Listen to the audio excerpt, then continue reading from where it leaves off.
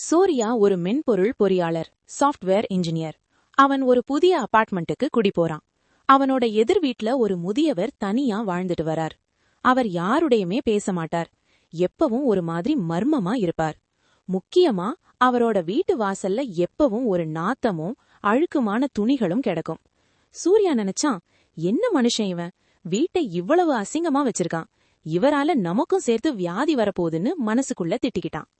ஒரு நாள் இரவு சூர்யா ஆபீஸ்ல இருந்து வரும்போது அந்த முதியவர் அவனோட வீட்டு கதவை அரைகுறையா மூடிட்டு வெளியில ஏதோ ஒரு பதட்டத்துல போறத பார்த்தான்.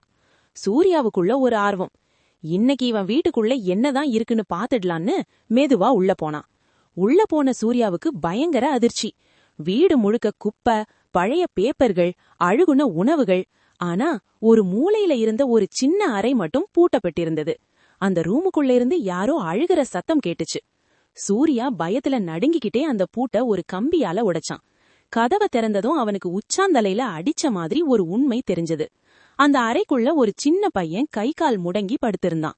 ஆனா அந்த அறை மட்டும் அந்த வீட்லயே ரொம்ப சுத்தமா, ஏசி வசதியோட, அழகான பொம்மைகளோட இருந்தது. அந்த பையன் அந்த முதியவரோட பேரன். அப்போ பின்னாடி அந்த முதியவர் வந்து நின்னார். சூர்யா பயந்து போய் ஓட பார்த்தான். ஆனா அந்த முதியவர் அமைதியா சொன்னார், தம்பி, என் மகனும் மருமகளும் விபத்துல இறந்துட்டாங்க. என் பேரனுக்கு முதுகுத்தண்டு பாதிப்பு. அவனை பாத்துக்கவே என் மொட்டு பணமும் செலவாகிடுச்சு.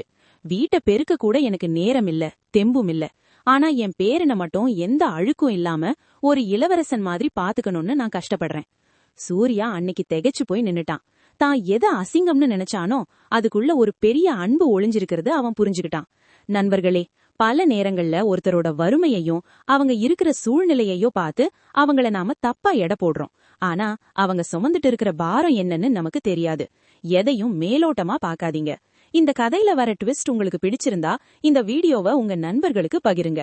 அடுத்த மர்மமான கதையோட சந்திப்போம்.